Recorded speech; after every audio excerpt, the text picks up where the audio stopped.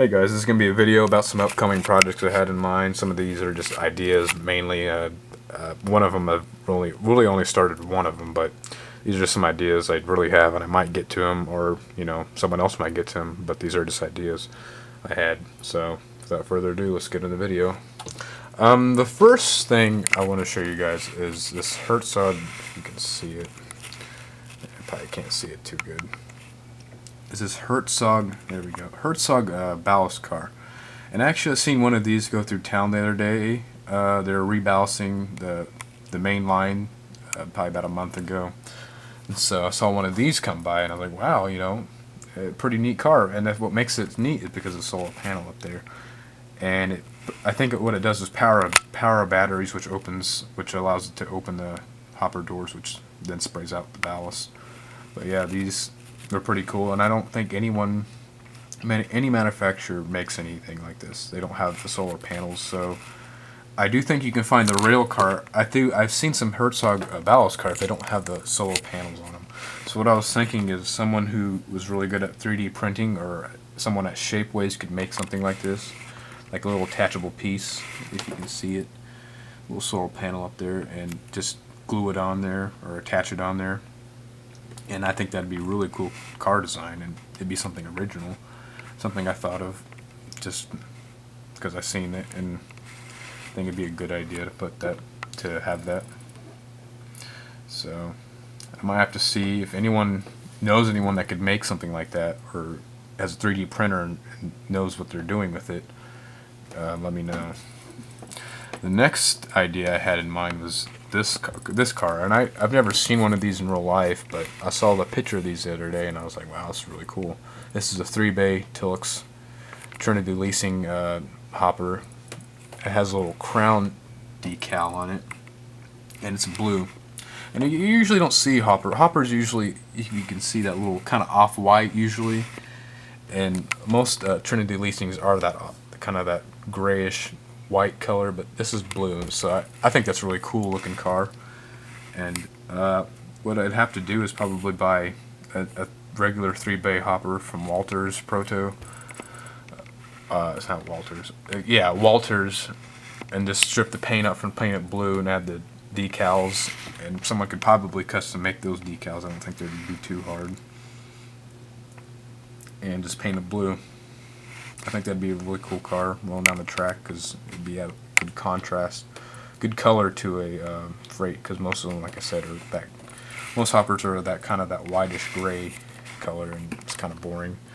So that's another idea I had in mind. The next project, and this is something that's actually being worked on, hopefully the 1st of October or around there is when I'll have this done, and I'm having someone custom paint a model for me. This is custom paint a Kato model, and the Kato model is going to look like this. It's an AC4400 Canadian Pacific, but what he's going to do is strip the paint off of it and paint it like this, and decal it to UP6882. And this is a model I just happened to see randomly. This is the serial number I really liked. I happened to randomly see it online. I saw the little orange AC unit on it. I thought that was really cool.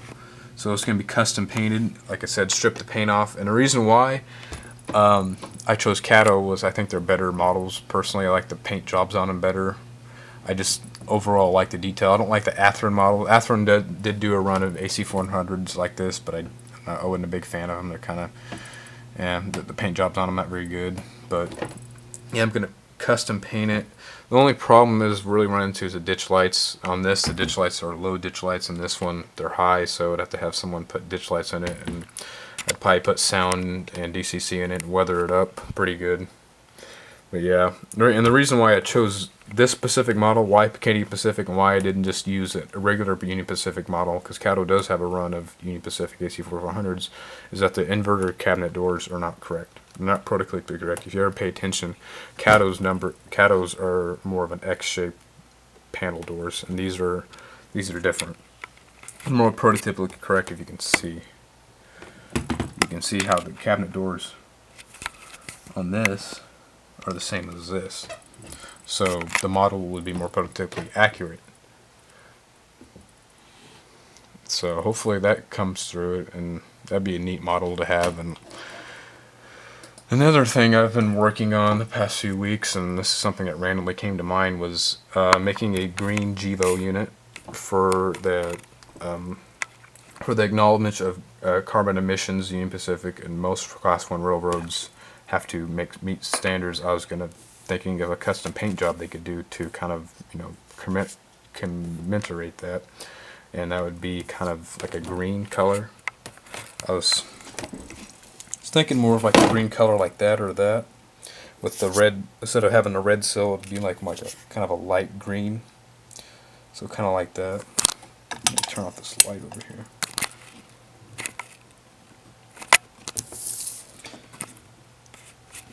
Turn the light back on, you can't really see anything.